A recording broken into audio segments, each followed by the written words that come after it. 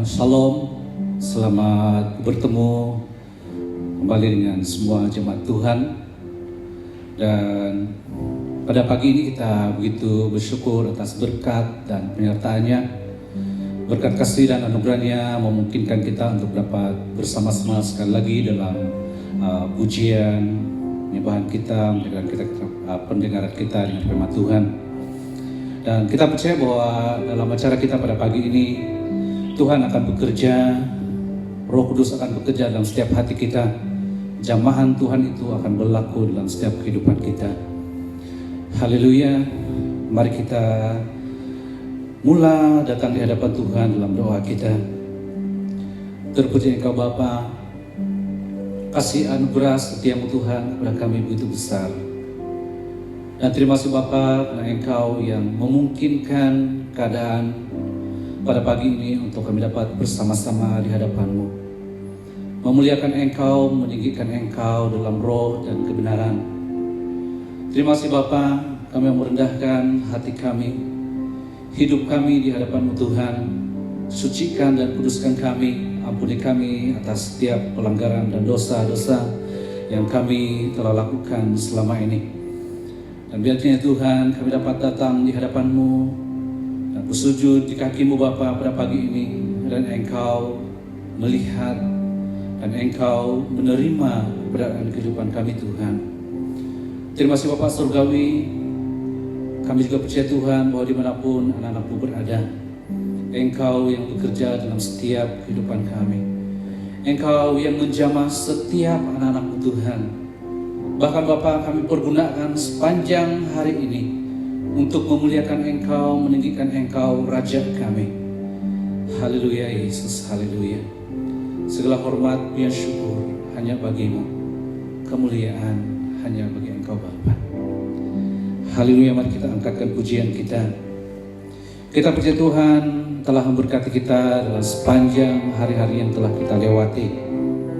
Seminggu yang telah kita lewati itu merupakan satu berkat yang sangat indah bagi kehidupan kita, dan sudah selayaknya bagi setiap kita umatnya memuji, meninggikan Dia, memuliakan namanya. Saya ajak semua jemaat Tuhan, mari kita angkatkan pujian ini. Engkau hiasi kehidupanku dengan kemurahan-Mu. Haleluya Bapa, haleluya. Kau hiasi kehidupanku dengan kemurahan-Mu. Kau rancangkan masa depanku penuh dengan harapan. Aku ada saat ini semuanya karena kasih-Mu. Aku hidup hari ini semua berkat kemurahan-Mu. Terima kasih Yesus, Engkau sangat baik, teramat baik bagiku. Haleluya Tuhan. Terpuji Engkau Bapa, Engkau begitu baik untuk kami. Sudah selayaknya Tuhan, segala hormat punya syukur kami itu bagi-Mu. Haleluya Bapa. Oh haleluya. Kau hiasi kehidupanku dengan kemurahan-Mu. Kau rancangkan masa depanku penuh dengan harapan. Aku ada saat ini semuanya karena kasih-Mu. Aku hidup hari ini semua semua berkat kemurahan-Mu. Terima kasih Yesus, Engkau sangat baik, teramat baik bagimu. Oh, haleluya Jesus. Aku ada saat ini, semuanya karena kasih-Mu. Aku hidup hari ini, semua berkat kemurahan-Mu. Terima kasih Yesus, Engkau sangat baik, teramat baik. Aku ada saat ini, semuanya karena kasih-Mu. Aku hidup hari ini, semua berkat kemurahan-Mu. Terima kasih Yesus, Engkau sangat baik, teramat baik bagiku. Oh, haleluya Jesus. Terima kasih Tuhan, terima kasih Bapa. Oh, haleluya. Nah, sebelum kita mendengarkan firman Tuhan, kita angkatkan satu pujian ini lagi. Sungguh besar setiamu Tuhan. Haleluya. Terima kasih Tuhan, kebaikan-Mu, indahnya kasih-Mu bagi kehidupan kami. Dan kami percaya Tuhan bahwa Engkau akan terus mencurahkan kuasa pengurapan-Mu untuk seluruh jemaat-Mu. Terima kasih Bapa, terima kasih Tuhan. Haleluya.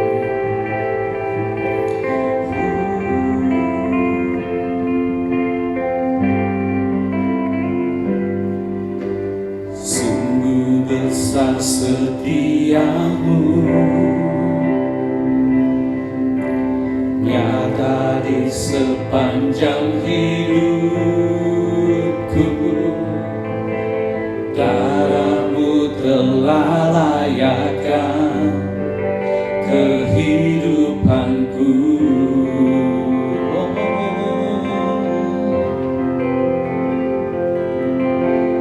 Tiada kata yang bisa lukiskan indahnya Kau Tuhan. Bagi-Mu segala pujian dan kemuliaan.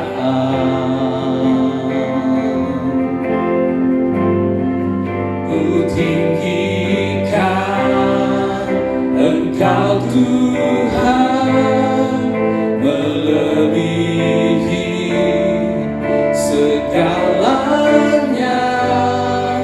Lebih dalam ku menyembah, dalam roh dan kebenaran selamanya.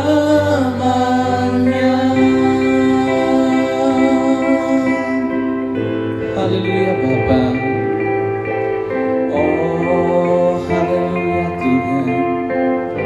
Yes, kasih-Mu, sungguh besar setiamu. Haleluya. Nyata di sepanjang hidupku. Darah-Mu telah layakkan kehidupanku. Haleluya Jesus. Tiada kata yang bisa lukiskan indahnya Kau Tuhan. Bagi-Mu segala pujian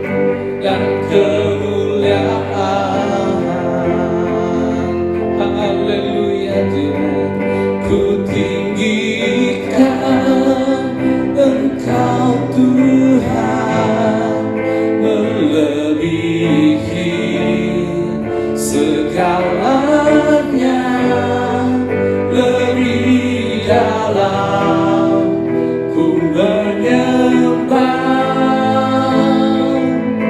dalam roh dan kebenaran ku tinggikan. Engkau Tuhan melebihi segalanya, lebih dalam ku menyembah, dalam roh dan kebenaran ku tinggikan. Engkau Tuhan melebihi segalanya, lebih dalam ku menyembah, dalam roh dan kebenaran selamanya.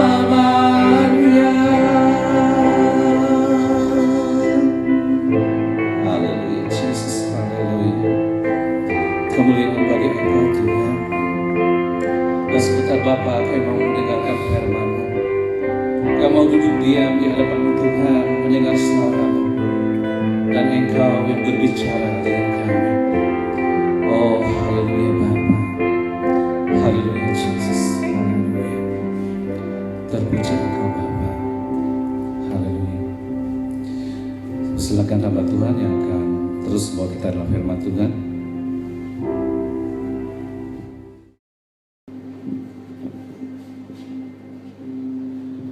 Shalom dan selamat pagi untuk kita semua.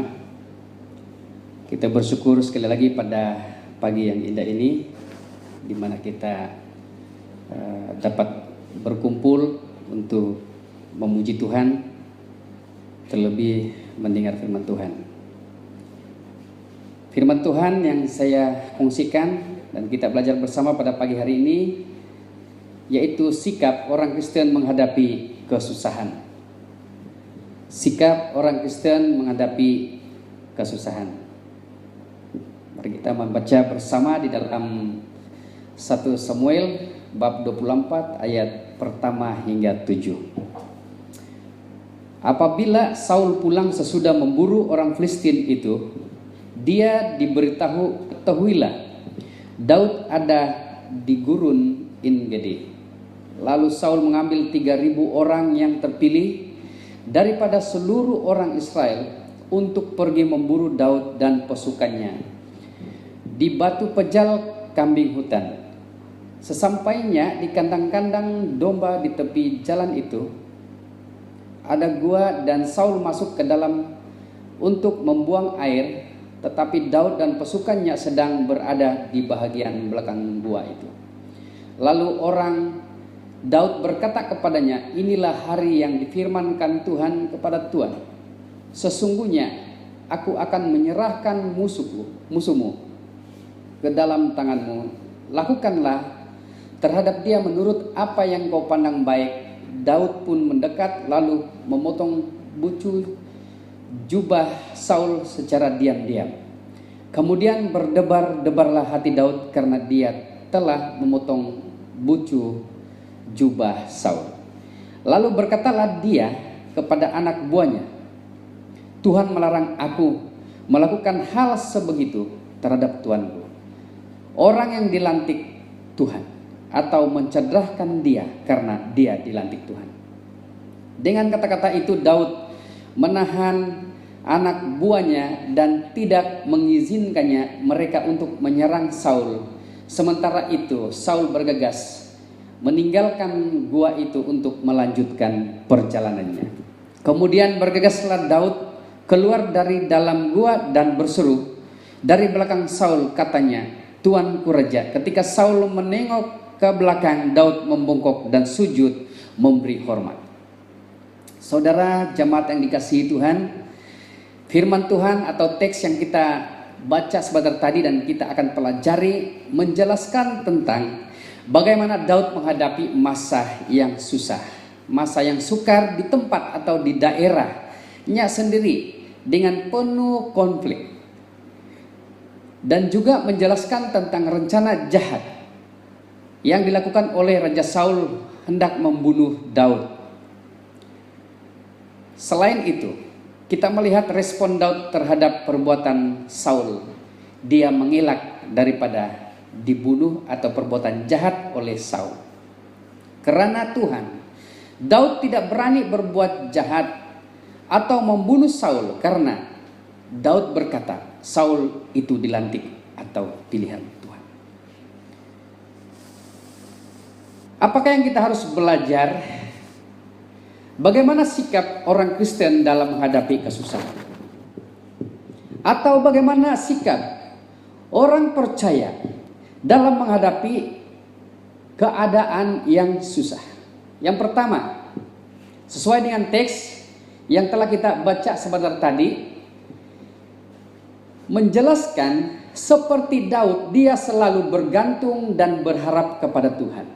Terdapat di dalam 1 Samuel 24 ayat 6. Lalu berkatalah dia kepada anak buahnya, Tuhan melarang aku. Kita garis bawahi, Tuhan melarang aku melakukan hal sebegitu atau hal yang bagaimana? Berarti hal yang membunuh atau membinasakan terhadap Tuanku. Orang yang dilantik Tuhan atau mencederahkan dia karena dia dilantik Tuhan. Kita melihat Daud begitu takut. Ketakutan Daud menguasai. Bukan berarti dia mengalah dengan keadaan waktu menghadapi Saul, tetapi dia takut mengalah dengan keadaan sebab apa yang dibuatnya itu pasti mengundang risiko atau masalah yang besar untuk membunuh Saul. Tapi kita melihat ketakutan Daud itu karena berpacu daripada Daud selalu bersekutu dengan Tuhan. Pada waktu dia mengalami susah, sebenarnya pada waktu secara manusiawi, pada waktu Saul merencanakan untuk membunuh Daud, di mana pada ketika akhir di dalam gua itu sebenarnya tidak ada suatu harapan secara manusia. Tetapi dengan perlindungan pemeliharaan Allah, Daud tetap mencari Tuhan sehingga terselamat di tangan Saul ketika itu. Karena apa? Karena Tuhan adalah tempat menyampaikan masalahnya. Begitupun bagi kita. Kiranya setiap kita yang percaya Tuhan selalu bersekutu dengan Tuhan.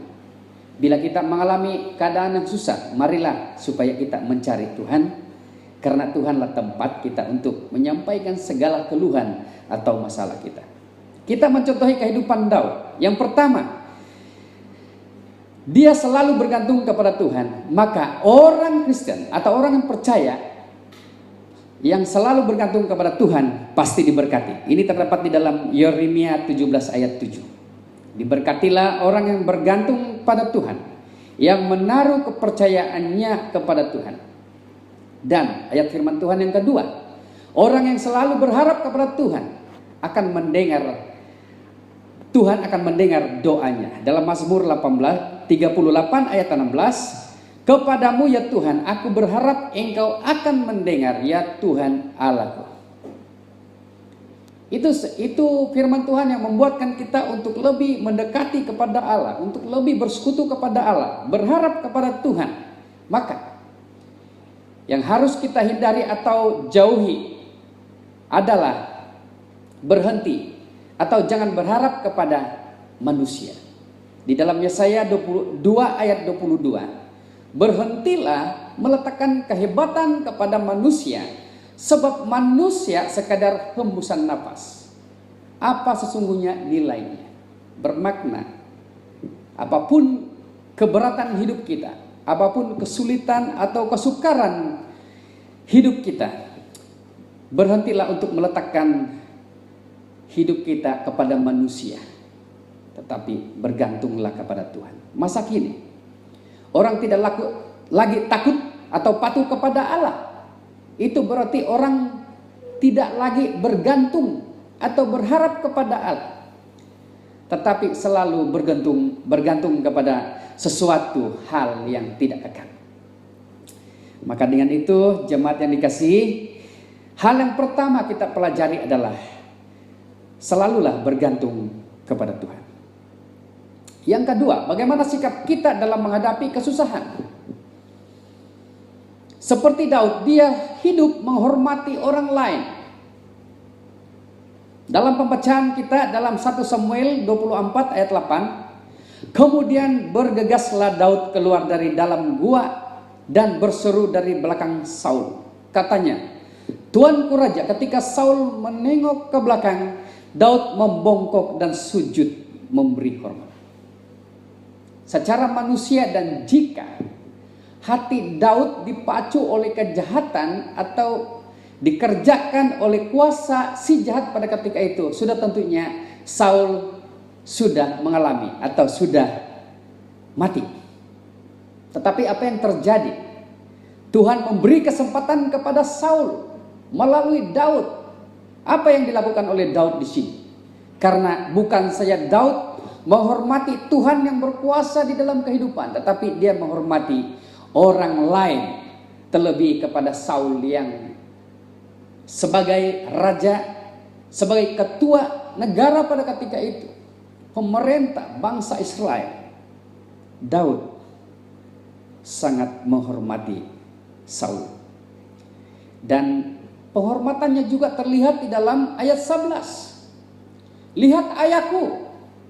Sebenarnya dari segi keturunan, keluarga tidak ada Saul dengan Daud, tetapi di mana hidup rohani, dia menganggap Saul itu sebagai ayah atau sebagai bapak. Karena pada waktu Saul belum jatuh ke dalam dosa, maka salah satu Saul lah yang memimpin Daud kepada hidup secara rohani. Kita melihat di sini bahwa sikap Daud yang kita amati di sini begitu hebat dan luar biasa.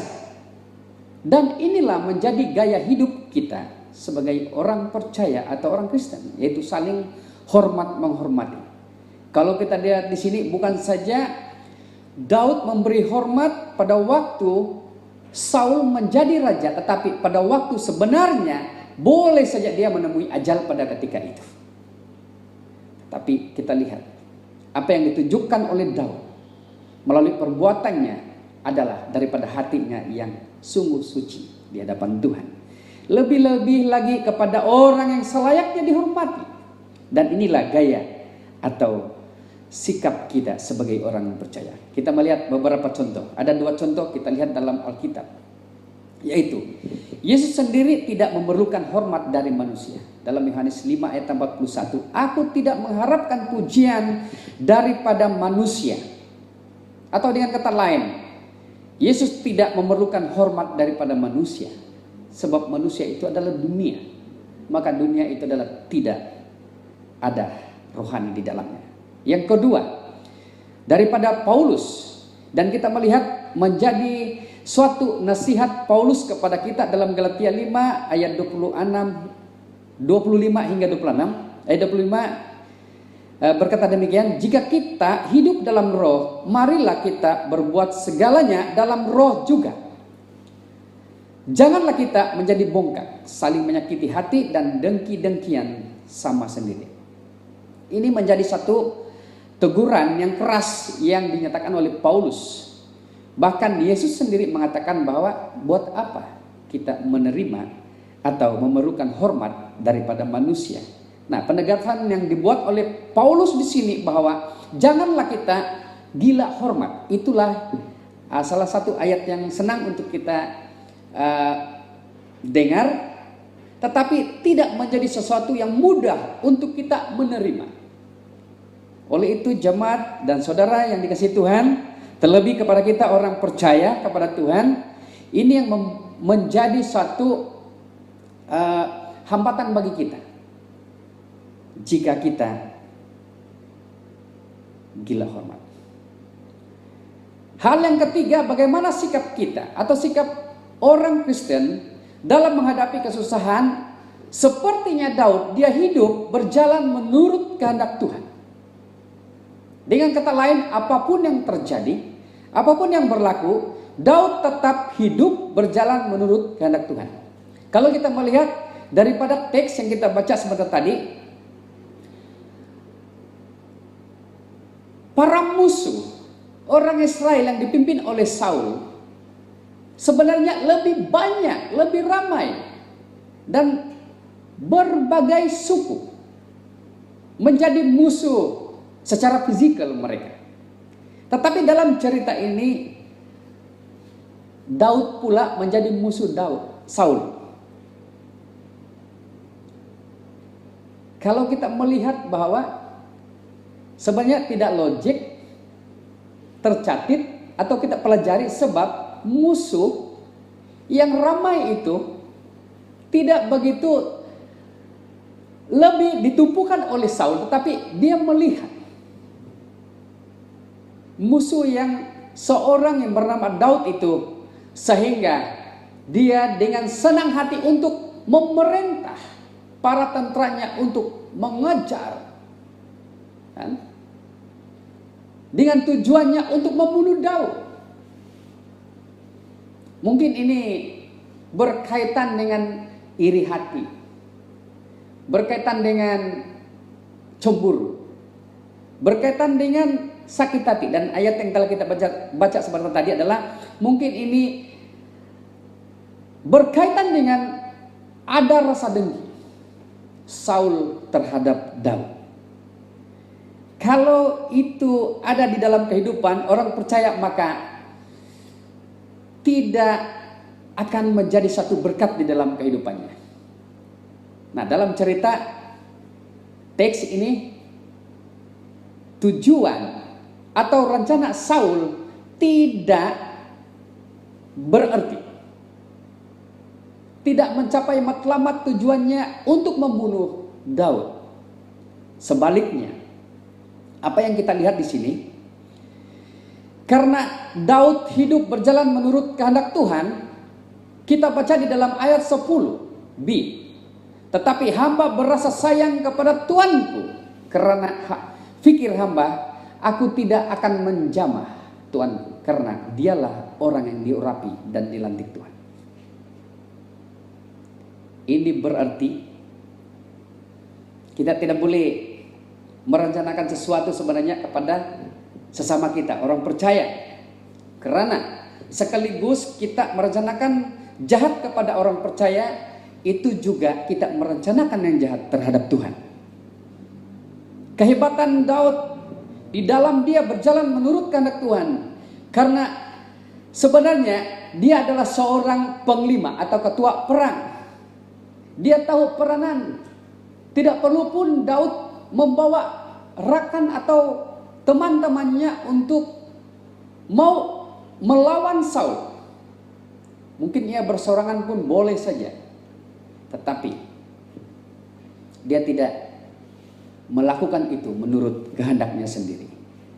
Hidup Daud takut dan selalu menurut kehendak Tuhan untuk melakukan segala sesuatu. Apalagi dalam case ini atau isu yang kita baca, perencanaan Saul untuk membunuh Daud, jika itu juga terjadi daripada Daud untuk membunuh Saul, maka mungkin kita tidak boleh belajar daripada firman Tuhan pada pagi hari ini. Nah, itulah contoh Alkitab di mana Daud selalu berjalan menurut kehendak Tuhan. Begitupun kita sebagai orang percaya. Mari kita contohi dua tokoh di dalam Alkitab, yaitu Ayub. Dalam Ayub 23 ayat 11, kakiku tetap mengikuti langkahku, aku tetap menurut jalannya dan tidak menyimpang. Poin di sini menunjukkan bahwa setiap perjalanan, setiap langkah hidup kita tetap berjalan bersama Tuhan dan tidak menyimpang. Yang kedua, Yesus sendiri di dalam Yohanes 15 ayat 10, jika kamu menurut perintahku, kamu akan tetap dalam kasihku, sebagaimana aku menurut perintah Bapa dan tetap dalam kasihnya.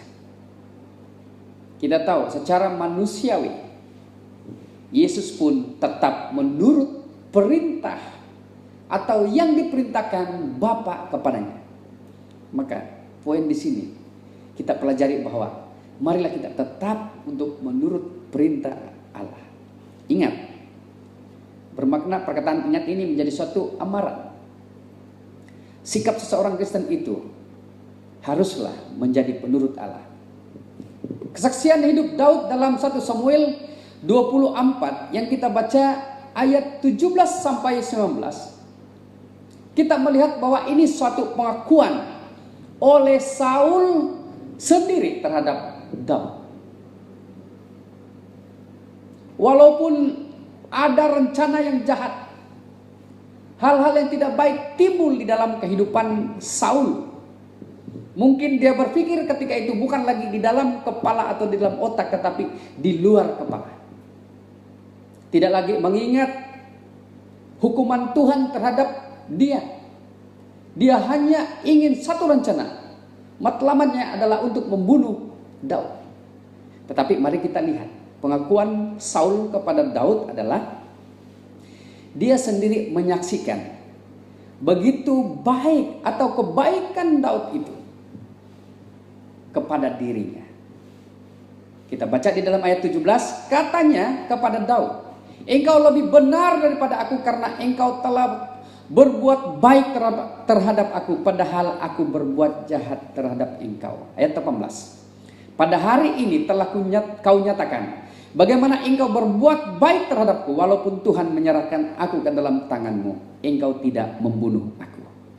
Ayat 19, apabila seseorang menemukan musuhnya, jarang-jarang sekali dia akan melepaskannya pergi dengan selamat. Semoga Tuhan membalas kamu dengan kebaikan atas apa yang kau lakukan kepadaku pada hari ini. Sebenarnya ayat 19 ini sungguh baik sekali, menjadi pelajaran bagi kita. Dia berkata kepada Daud, jika dia pergi berperang, tidak ada seorang pun yang ditinggalkan untuk hidup. Tetapi dia berkata, semoga Tuhan membalas kamu dengan kebaikan atas apa yang kau lakukan kepadaku hari ini. Saul pun mendoakan Daud. Ini menjadi peringatan bagi kita, walaupun mungkin sejahat siapa kita, tapi sebagai orang percaya, sebagai orang Kristen, kita tetap mendoakan orang yang berbuat jahat kepada kita.